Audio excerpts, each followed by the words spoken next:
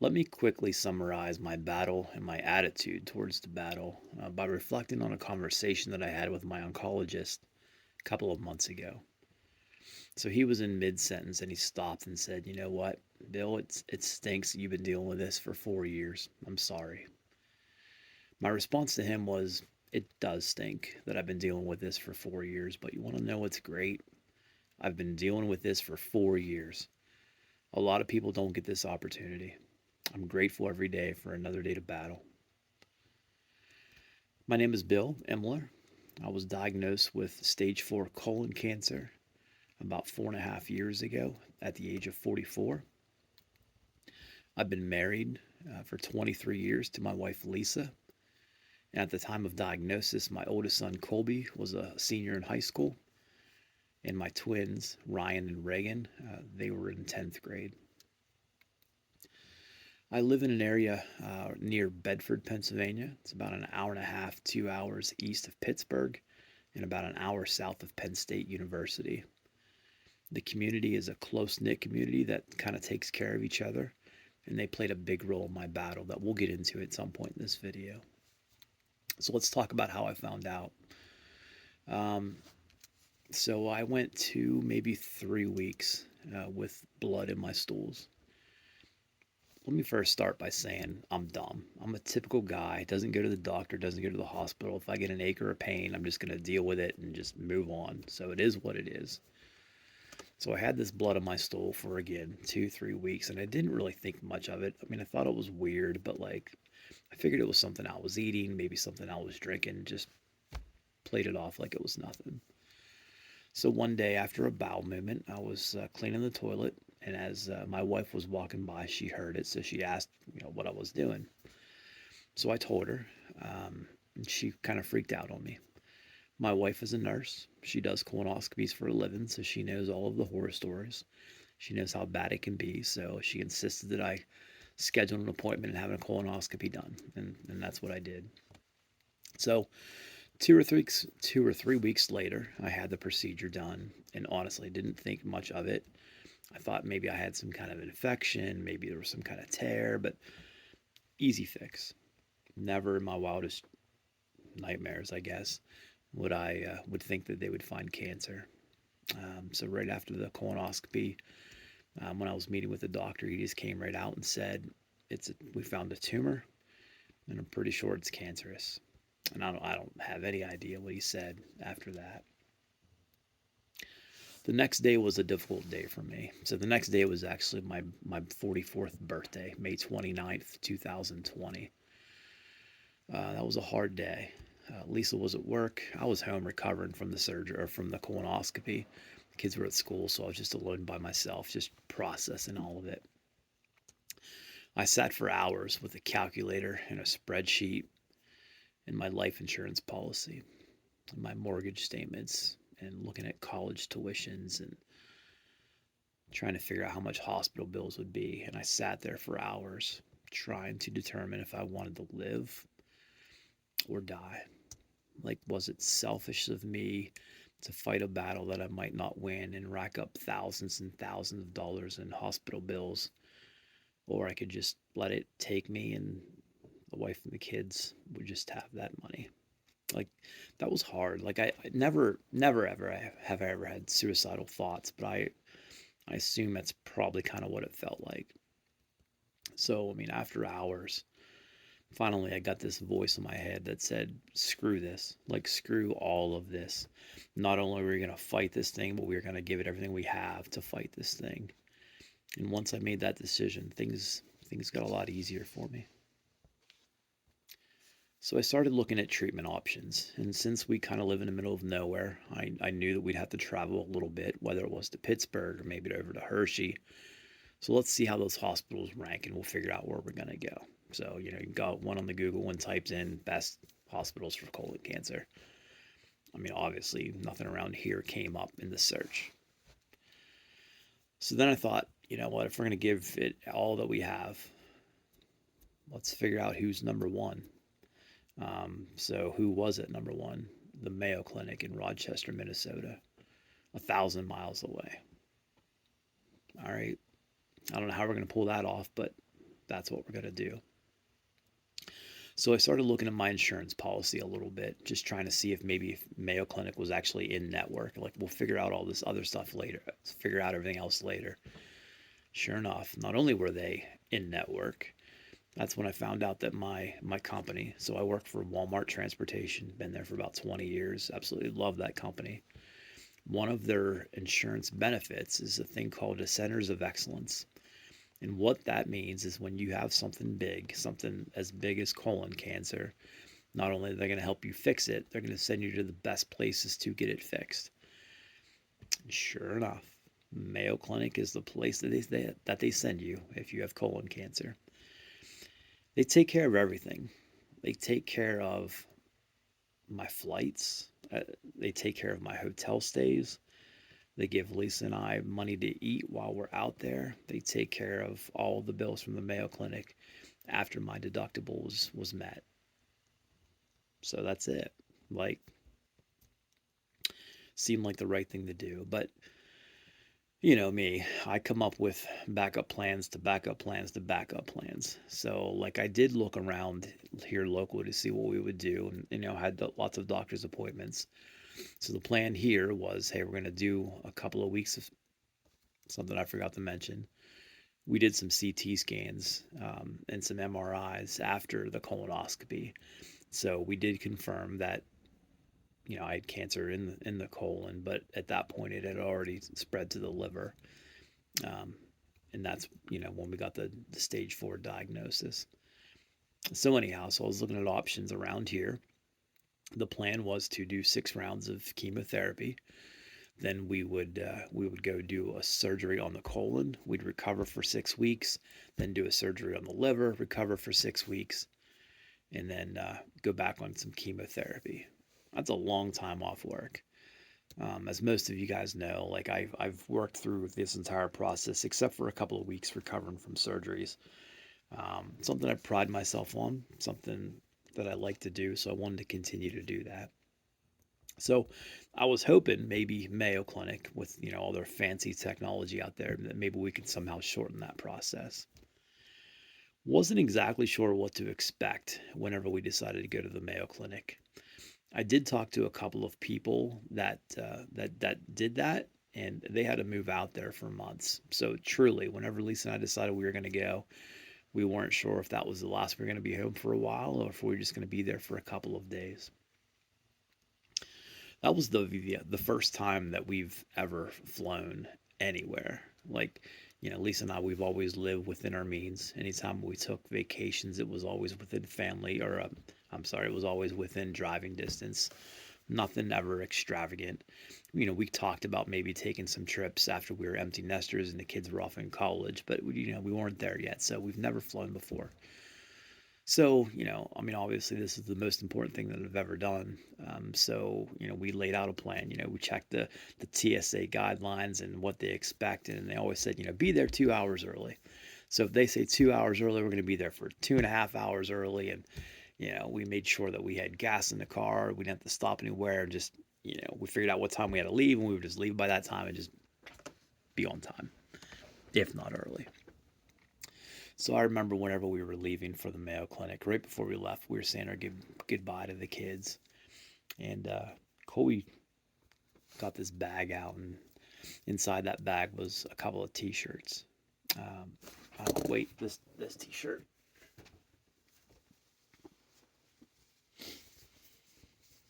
I absolutely love this T-shirt. I absolutely love it. On the back, in it to win it. Because when I went public with my fight or with my battle, I stated in there that willing to do whatever it takes. I was in it to win it. Very touching to have those T-shirts made. So anyhow, we said goodbye to the kids, and that took a little bit longer than expected. So we were actually now running a little bit late. So as we're driving to the airport, half a mile up the road, we see at the Holsinger Church that there was a bunch of cars along the road, which I thought was kind of odd because it was like the middle of the week, so there was nothing going on at the church. And then we saw a bunch of our friends wearing those shirts. Some people might have been mad that we're there because, like, I didn't stop, and I didn't stop for a reason. I mean, I slowed down, yelled out the window. The reason I didn't stop is because at this point we were behind schedule, and there was no way I was missing that plane. But I can tell you that if you thought it was a waste of time, I think about that day often. Lisa cried the whole way to the airport. It was a big deal, much appreciated. So anyhow, so we get to the Mayo Clinic, and that place is something else. Couldn't imagine. The amount of people that were there were insane. Just whenever they have this area in front of the main hospital where people get dropped off at, and at any given time, I think there's 4 lanes of traffic, with probably 30 cars there at a time, with valets, taking the cars away. It's impressive. Um, we had a full day pack the first day, but the thing I loved about that place is you do blood work on one floor, and then 15 minutes later I had a CT scan on the next floor, and then 15 minutes after that I do MRI on the next floor. Like, very well oiled machine, very organized, and that's why I love that place so much. So that was day 1. So then day 2 was just meeting with the colon surgeon, the liver surgeon, and the oncologist. So we did those in the morning separately, met with all of them, and I don't know what's possible and what isn't possible, but in one of those meetings I told them, hey, how cool would it be if we can just do all these surgeries all in one shot.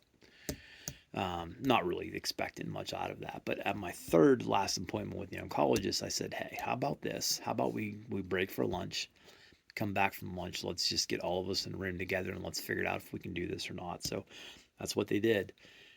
And wouldn't you know it, that's exactly what they agreed to. We would do the colon surgery and the liver surgery all at the same time. So at that point I decided, okay, this is definitely the place for me.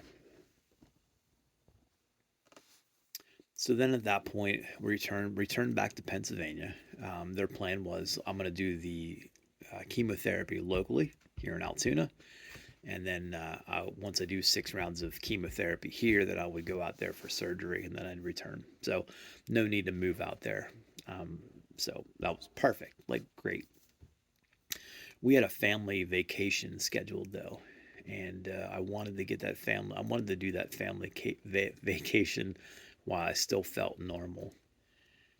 I've always felt normal through all of this. If it wasn't for doctors telling me that I was sick, I would have no idea that I was sick.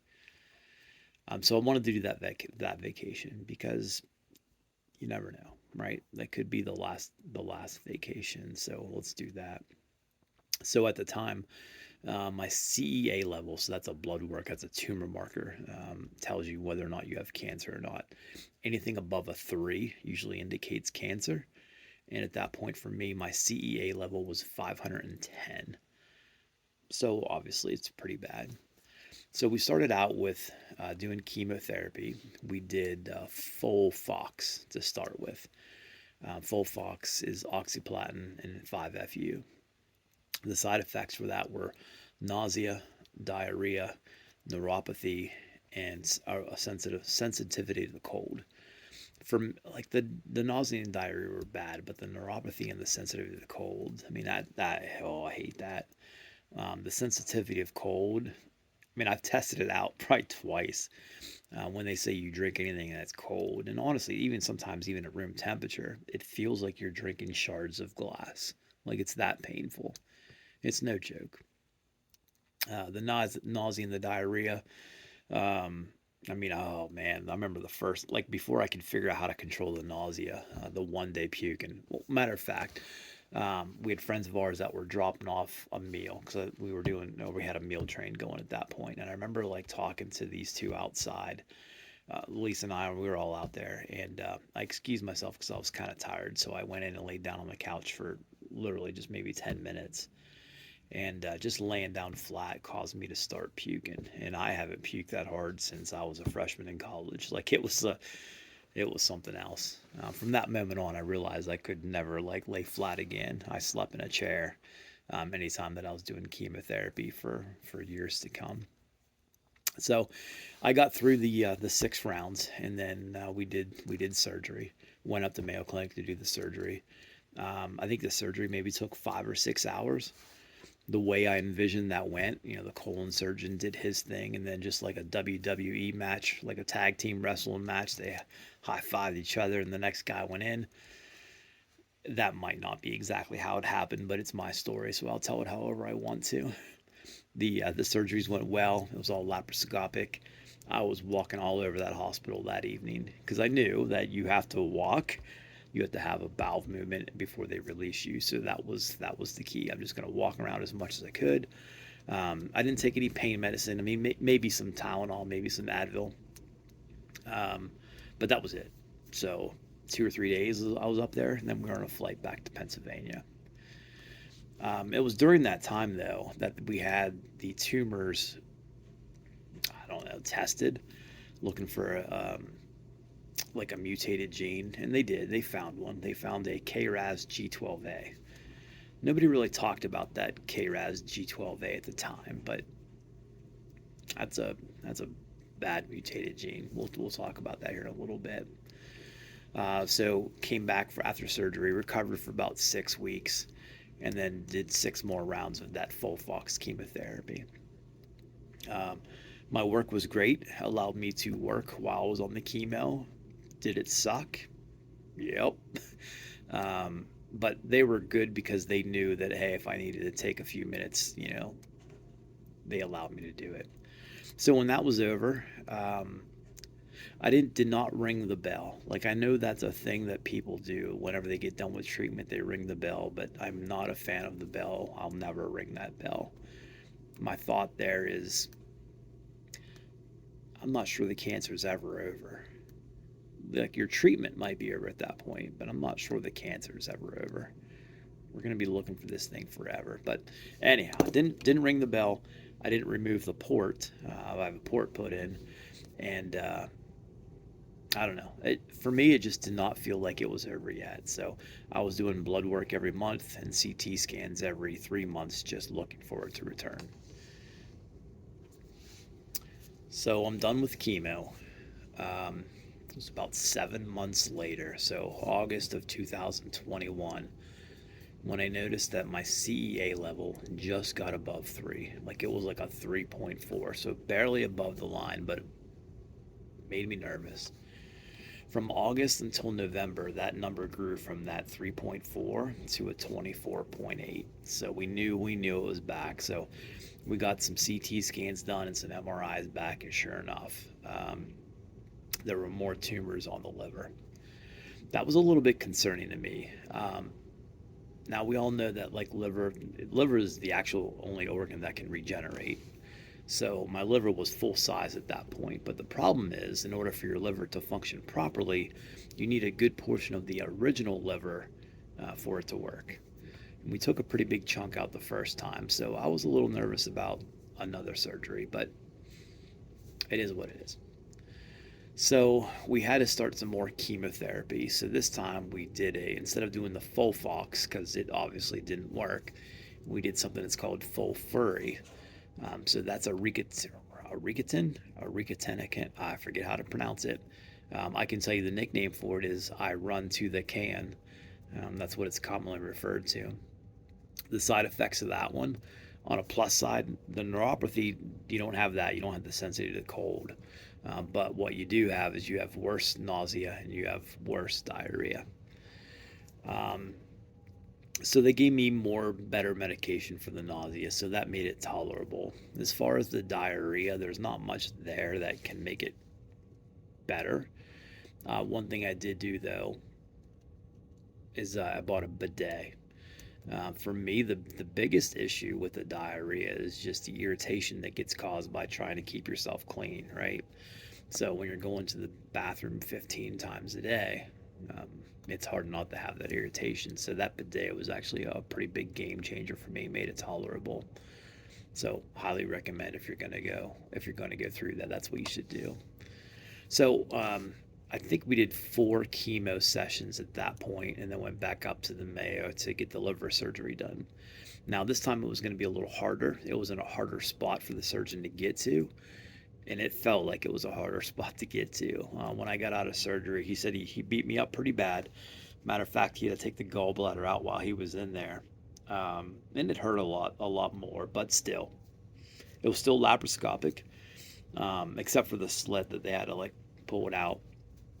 But a little bit more pain, but still didn't take any pain medicine. Just Advil, Tylenol. Same thing. Is only there for 2 or 3 days, and we were on a flight back to Pennsylvania. When I came back to Pennsylvania, typically you do chemo in 12 sessions. So since I already did 4, then I had to finish up eight sessions. When I was done with that, still didn't ring the bell, but it felt different this time. Like I felt like I beat it. Yeah. So we continue though to do the blood work every month and the CT scans. And again, 7 months after my last chemo, I did a CT scan, and sure enough, this time it was in my lungs, and another spot on my liver as well. So at this point, we're at colon, liver, lungs, liver. Yeah, that's a lot. Um, So this time we did a mixture of the chemotherapies that I've already done. So I think it's called Folfoxiferi. So it's all the other drugs that I've taken. So I get all of the side effects that I've had. Good stuff. I think I did 4 treatments of that, and then went back up to the Mayo Clinic. And the plan at that point was we looked at it, CT scans. The tumor on the liver was pretty small. We thought we could just do a liver ablation where they stick a needle in you and just burn it out. And then if we would do that, then come back the next week, and then we can do a lung wedge resection. So just take a small chunk out of the lung. Perfect. So we did the liver ablation. Nothing to it. It was a pretty enjoyable experience, actually. It was the first time that I was actually able to go to an operating room. They don't put you to sleep for that one. They just numb you up before they put this like super long needle in you. But the thing I loved about it is like, hey, they said, what kind of music do you like? And at that point, I was on a Zach Bryan kick, and none of the nurses there knew who it was, but we cranked Zach Bryan. I mean, it was jamming in that place. And so it was cool to just have like that music and just, I don't know, it was just a fun experience. But anyhow, side effects to the liver ablation, like slim to none. Nobody ever has issues with that. 5% maybe do. So I think we had the procedure in the afternoon, and by 7 a.m. the next morning, Lisa and I were on a flight back to Pittsburgh. Um, yeah, next day when I got home, I've never experienced pain like that before. Like it was bad. Um, the only way that I can describe the pain that I was feeling is that it felt like everything in my chest was melted together, and when I tried to move, it felt like it was just kind of tearing it apart. Like that was painful, and I never, I mean, except for those couple of occasions after surgeries that it took some Advil and Tylenol. Like I don't even take that normally. So anyhow, I had a prescription to Oxycontin, and I always fill my prescriptions just in case. I want to be prepared. So I was taking it then after I started experiencing that pain. I can tell you that Oxycontin, that didn't touch the pain. It did absolutely nothing for me. So I sat on my recliner for 3 days. Yeah, 3 days. I didn't eat. I didn't sleep. I didn't go to the bathroom. I didn't drink. I just sat there, just miserable. So it took it well, about 3 days in, that's when Lisa finally convinced me, hey, like you need to go to the hospital. And if I was like anywhere near the Mayo Clinic, absolutely, I would have went days ago. But I wasn't. As you guys know that live near me, the hospitals near us are on the decline.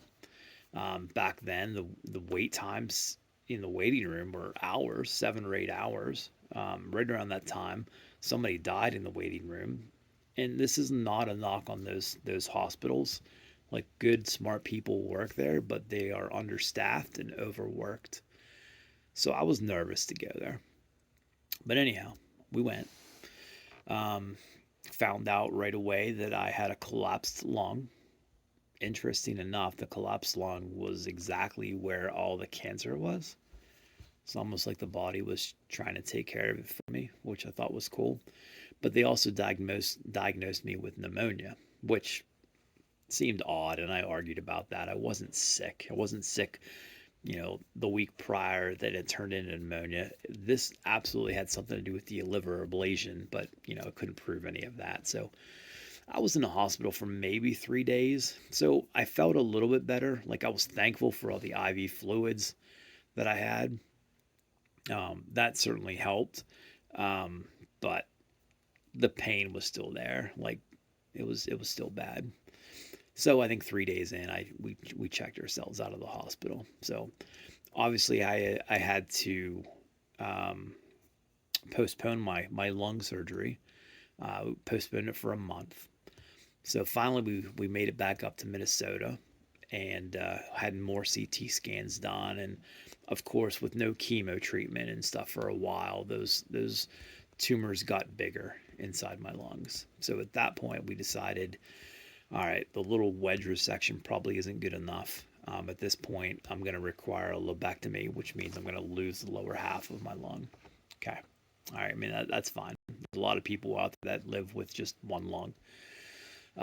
The problem was that there was not enough time to do that surgery in the operating room. The wedge resection, might take 2 hours, and a lobectomy will take longer than that. So we had to reschedule for the next week. So there we were, stuck in Minnesota for the weekend with absolutely nothing to do, no plan. So in true Lisa and Bill fashion, we made the best of it, as we always do. Always make the best of it. So the Minnesota Vikings were playing the Kansas City Chiefs, just an hour north of Rochester, Minnesota. And I've always been a fan of the Vikings. Not a huge fan, but casual fan. Lisa's a huge fan of the Kansas City Chiefs, as most women are for some crazy reason. But anyhow, so we get tickets to that game. Had the absolute best time. I'm there with a collapsed lung, and I will guarantee you that I was the loudest person in that place. Lisa has video of me, so we're up on the 50-yard line, but we're up in the nosebleeds. And they have this awesome skull chant, which is amazing. But people below us, like for several rows down, probably 15, 20 rows down, people were like turning around, like, who is making that much noise? And it's just me, old one lung guy here, just having the best time of my life. So the lung surgery was a couple of days later, and I'll still remember this. Like, whenever she got done, and whenever I was awake back in the room, she came around to visit, and she's like, "I've never seen anything like that before." So let me tell you about my surgeon first, I guess. She's not just a surgeon, she is the surgeon. So she's a teaching surgeon, so she's got lots of surgeons that are underneath her. She's been around the block a time or two, like she's seen some stuff.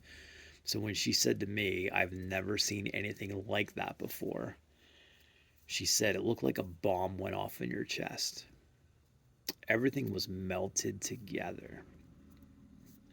She said, "I took a lot of pictures. You're going to be in some books someday."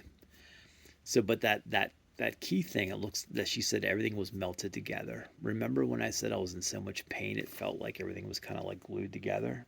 It's because it was. Crazy. So following the surgery, a couple days later, that was a little touch and go. Vital signs were kind of all over the place. Fevers would come and go. I was definitely having a bad reaction to the surgery. Took a little bit to get me under control. So they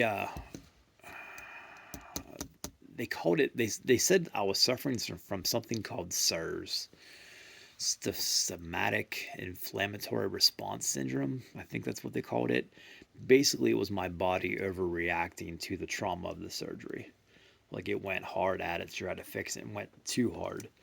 And that's exactly what happened when I had the liver ablation. Like, it went too hard trying to fight or fix that, and that's when it did all its thing. So that SIRS is a big deal. Like, I am super glad that I was in a hospital like the Mayo Clinic, that they can identify what was going wrong and fix what was going wrong, because that could have turned sideways pretty quick. So after that,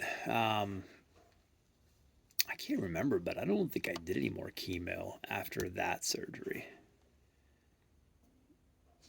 But I did do the blood work and I did do CT scans. And one of those return trips back to the Mayo, we did this test called Guardian Reveal testing.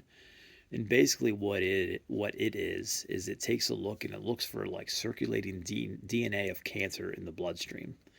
So what it can predict if the cancer is going to return. Um, that test that test is stupid expensive. That's a $5,000 blood test. And I'm still fighting the insurance companies on that one. We actually did a pre-authorization. They approved it. We did the test, and now they're denying it. But whatever, we'll fix that. We'll win that battle. Not too concerned about that, but I just don't understand why that's not a normal standard of care. It will literally tell you if the cancer is going to come back. So a couple weeks later, maybe 2 weeks later, the doctor got the results, and we did a telehealth appointment and just kind of talked about that. And that was the first time that my doctor had said the words incurable. All this chemotherapy that I've been doing, it's been doing a good job of knocking it down, shrinking the tumors, but it's not killing it. So remember, like a while back, we did some testing on those tumors and we found out that it had that mutated gene of that K-RAS G12A. There are no good methods of fighting that. Like everybody dies that has that mutated gene. So he strongly suggested that I start looking into some clinical trials, with some experimental drugs. There was one particular drug that he was pretty excited about. It's mostly used for prostate cancer, but seeing some early good results with colon cancer patients, but they don't have that drug or have that clinic at the Mayo Clinic. There's only a couple places in the country, or I'm sorry, in the world that does. So I started looking at that.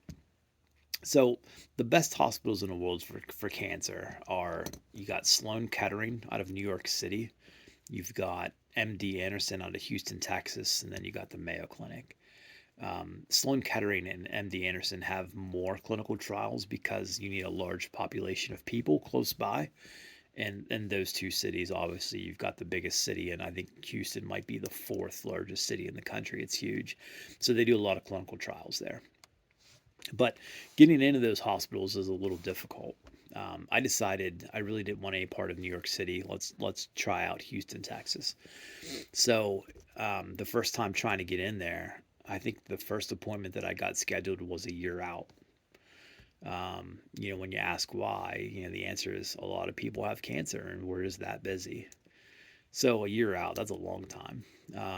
But I didn't get mad. I didn't get angry. I just worked the phones. Very persistent, polite, but very persistent. And I quickly got that appointment changed from a year to a month out, which was perfect. Gave me enough time to plan traveling and all that fun stuff. So we get out there to the MD Anderson. Good people, great hospital. But one of the problems is whenever you do these clinical trials, your tumors have to be such a decent size. And the reason for that is whenever they give you these experimental drugs, they want to see if the tumors shrink in size. So they have to be big. Mine were still pretty small. I guess I forgot to mention, so during those CT scans and when I had that Guardian Reveal blood test, so we knew the cancer was coming back. We found a couple of nodules in my good lung, very small. But since that Guardian Reveal test said the cancer is coming back, we were pretty confident that those were cancerous cells in the lungs. So anyhow, MD Anderson didn't qualify for those trials. But on a good note, at least now I'm considered a patient of MD Anderson. So, if I do need to try to get back in there, I can just message them and get right in. No reason to wait a year for that first appointment. So things were good for a while. We were just on a point where we weren't doing chemo, we weren't doing treatment. We were just doing CT scans and blood work and just monitoring those tumors and just making sure that they stayed a small size. And that was good for months. And I was real good up until June of 2024. So June of 2024, had issues for a day or two. And the issues that I'm talking about, like, were silly. Like, when I was at work, I'd be typing an email and it didn't seem like the keys were working on my keyboard. Like, it wasn't typing what I was trying to type. Like, to the point where I called IT and I got a new keyboard. And then I realized, no, that wasn't the problem. And then later that morning, I was pouring a cup of coffee with my left hand and my arm would just drop.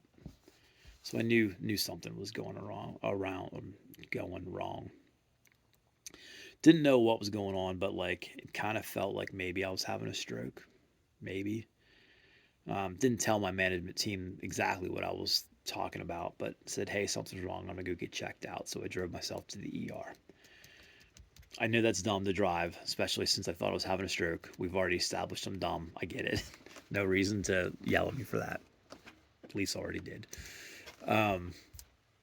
So I get to the ER and tell them, hey, I'm concerned that it's a stroke. So we did all the testing for a stroke.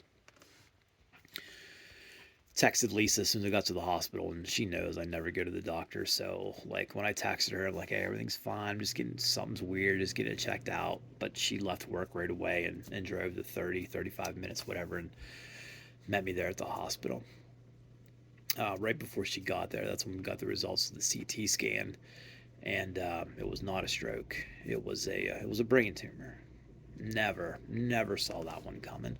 When it comes to like colon cancer, only 1% of colon cancer patients have the cancer spread to the brain. 1%. Like, we weren't even looking for it, weren't even thinking about looking for it. Just rarely happens. But of course, it's going to happen to me, right? So the ER doctor, he made some phone calls out to UPMC Pittsburgh, talked to a neurosurgeon, and then he talked to a radiation oncology. The neurosurgeon said he didn't feel real good about performing surgery on it, just where it was at. It's kind of hard to get to. He didn't say the term inoperable, but like, didn't really want to do it. But then when the ER doctor talked to the radiation oncologist, the radiation oncologist said, no, I think the neurosurgeon needs to do surgery. So those guys weren't on the same page. I mean, obviously there were two separate phone calls. Maybe if they got in a room together, it'd be a different story. But right now they couldn't come up with a solution on their own. That ER doctor also called out to my oncologist out at the Mayo Clinic, which I didn't expect. So I'm in the ER and I get a phone call from Minnesota, and it's my doctor, and he said, hey, just found out what you have. It's extremely serious. What do you want to do? So my answer to him was, I've already had all these other surgeries. I've already had 3 surgeries out at the Mayo Clinic, and brain surgery seems to be like the most important one. Obviously, I want to come out there. And that's when he said, no, that's not an option. Like, you'll never make it. You'll never make it here. Okay. So at that point, I don't know what to do. So the ER doctor came in then and said, look, I've already set up, or I can set up a life flight to Pittsburgh. Obviously, I can't set up travel to Minnesota.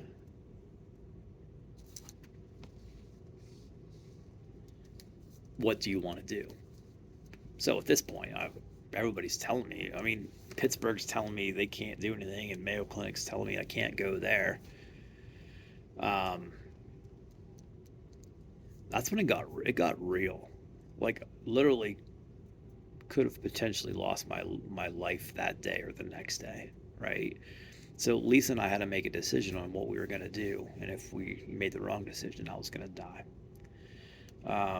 So I asked the doctor, like, what would you do? And I don't want like the official, hospital answer. I promise you I'm not going to sue you, but like, man to man, father to father, what would you do? And he sat and thought for a couple of minutes, and he said, you know what? I don't know anybody around here that goes to the Mayo Clinic. Like, most people don't know that's an option, that you can do that. Obviously, if you can make it to the Mayo Clinic, they're not going to turn you away and they're going to give you great care. The question is, like, can we get you there? And he started thinking, he's like, well, I mean, I could give you high doses of steroids. That should stop the swelling. I don't know if it'll help it, like decrease the swelling, but it could probably stop it from swelling more.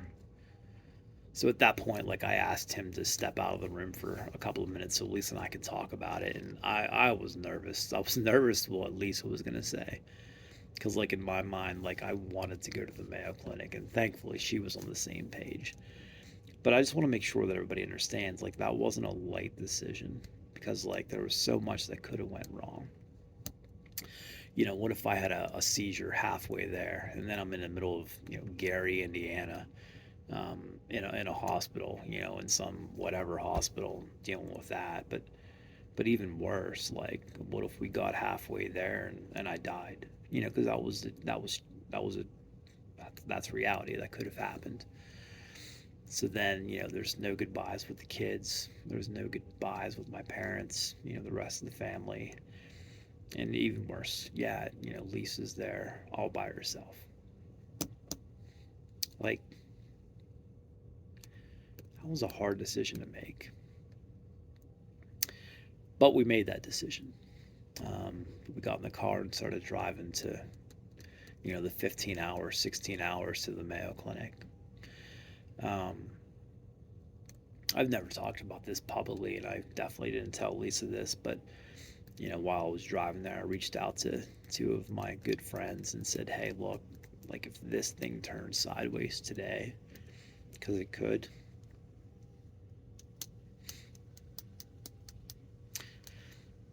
like, Lisa's going to be by herself and she needs to be surrounded by people. So, like, if it goes bad, like, you guys, you need to get here.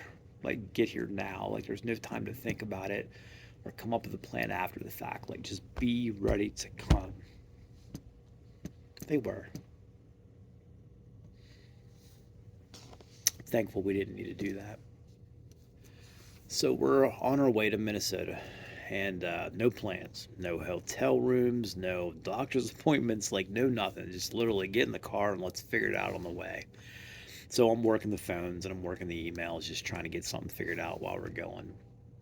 And eventually we did. We got it figured out. So, we thought about stopping somewhere on the way a couple of times. But again, like, what if something happened in the middle of the night and then we're in the middle of the country, at some little hospital when we need to be at the Mayo Clinic? So Lisa kept driving. And man, that's a long time to be driving a car. So, like, how awesome is she? So we get to Rochester, Minnesota. At that point, she's obviously exhausted. I'm exhausted, and so we decided to get a hotel room at the normal hotel room that we usually stay at. It's directly across the street from the emergency room at the Mayo Clinic. So if something did go wrong in the middle of the night, obviously the ambulance is going to take me right over there. But we were good. I never got any worse. I was about the same, but I never got any worse. So I was stable. So the next morning, after a couple of hours of sleep, we walked over to the ER and basically said, look, I was just diagnosed with a brain tumor. We just drove 15 hours. Please fix it. And surgery was scheduled, like, I don't know, 4 days later, 3 days later. Can't remember exactly. Let's talk about that surgery, that brain surgery. That was freaking crazy. So we did the gamma knife surgery, which basically is just they're shooting lasers into your brain from, like, different directions. And where those lasers intercept in the brain, that's where they do all the destruction. So the plan with that was just cut off the blood supply to the tumor. And then once you cut off the blood supply to the tumor, it can't get any bigger. And then the body over a certain period of time would just eat away at that tumor. So that's what we did. So obviously you need to stay extremely still whenever you're doing that operation, because you are wide awake for that operation. So in order to make sure that you're still, they have to mount your head to the table. So the way they do that is they get this, like, cage. This cage goes over your head, and they have to screw it into your hand, screwed into your skull. So there's 4 different screws, and it sounds probably worse than what it actually was. Like I loved it. Like I thought it was so cool. They put a little numbing cream on the spots, so like right here and then right here. They put the cage in, and again, it's just like big wing nuts that they just hand tighten. So it didn't really hurt. I mean, there was some obvious pressure, and just the sound wasn't great. The sound was kind of freaky.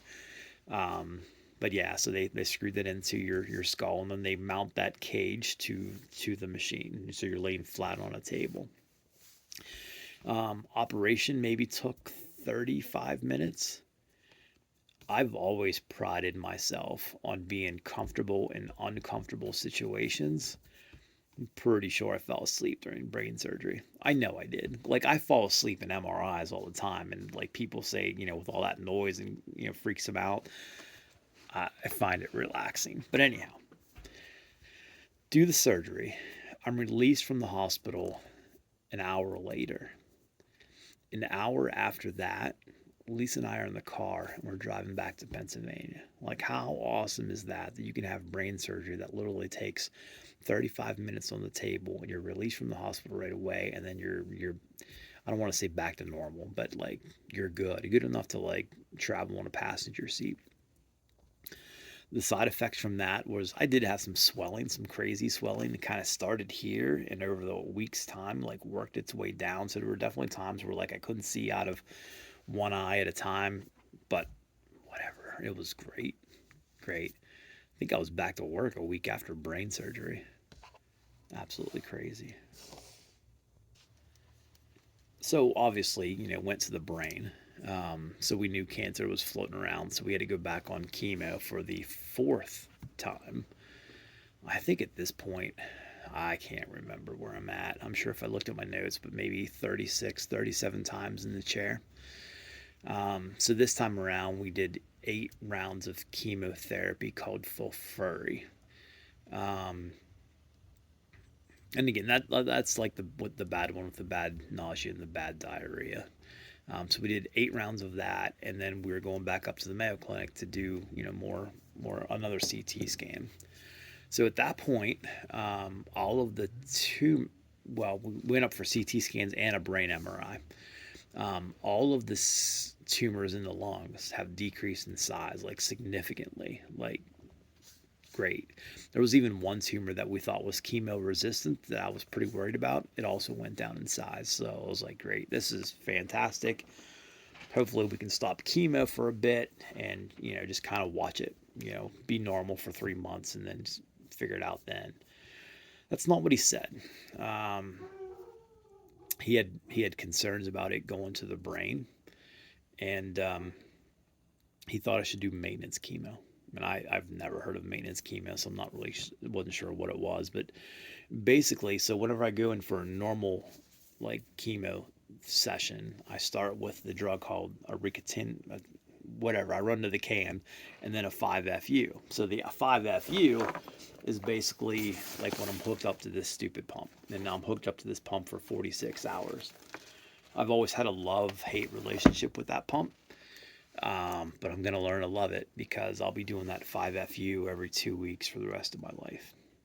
So I had one session 2 weeks ago. I'll be honest, it wasn't bad. I mean, it's irritating because like, you have this thing in your port, you're trying to sleep and you're worried about it coming out, but it didn't really get sick or anything. So like we can do this for sure.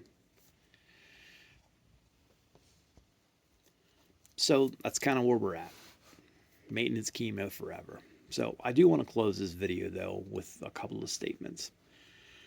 First, if you're watching this video because you just got diagnosed with cancer and you want to figure out if you want to do the chemotherapy and go through it and fight the fight, the answer is yes.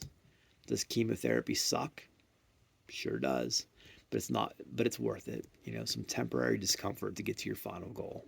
Do it. If you're watching this video and you know somebody who has cancer, support them. I've talked about a little bit about how the community really supported me and how it really helped me in my battle.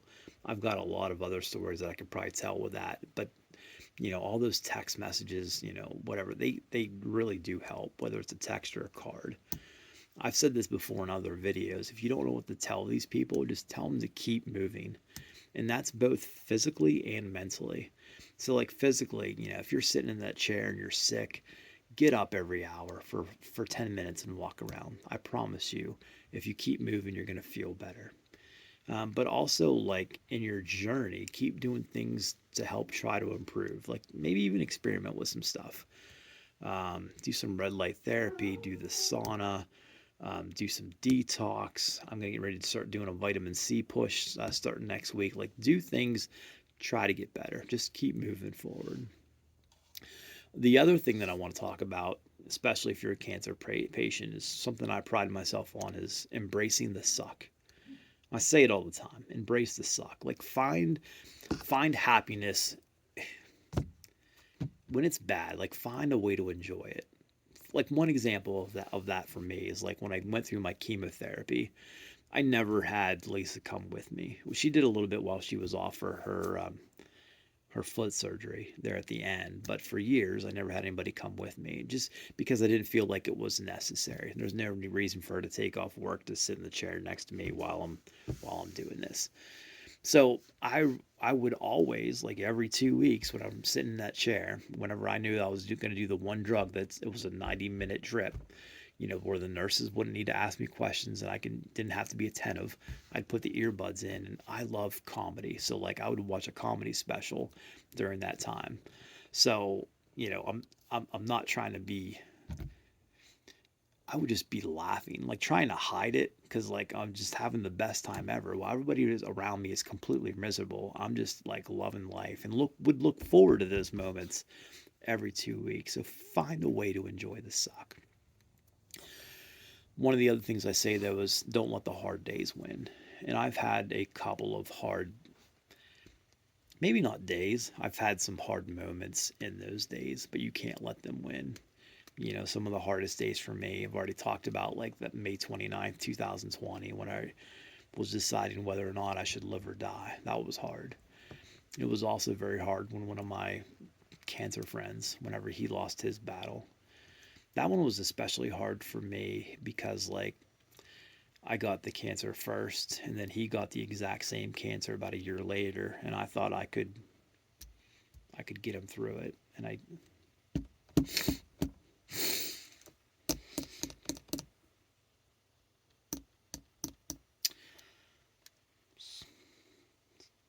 survivor guilt is real. Another day, a hard day for me is the first time that I had to shave my head because all my hair was falling out. I'll never let cancer win that one. I shave my head now even though I don't have to, just because it's never going to allow me. It's never going to take my hair again. I'm taking my hair. But that was hard. I can't imagine what women go through whenever they have to do it. Last thing I want to end on is there's been a couple of times now where people have asked me, like, why don't I just quit work? Like, go on disability and just sit around and enjoy, right? I've got a good answer for that. But first, let me talk about some stats. Only about 5 or 10% of stage 4 colon cancer patients survive to year 5. I'm at 4.5 months. Another fun fact, after it goes to the brain, life expectancy is 4 months after the cancer goes to the brain for a colon cancer patient. I'm at 5 months. So the reason I'm talking about those stats is not because, like, I'm not going to let a stat dictate my life. I'm not going to tell it, it's not going to tell me what to expect. I'm just telling you those stats because I look at those and I set goals for myself. A normal person would be dead right now. Like, I don't want to be normal.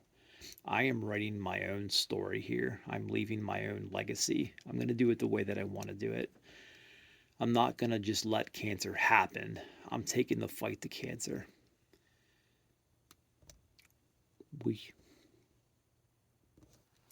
We are given everything we have. God has a plan for all of this. My job is just not to mess it up.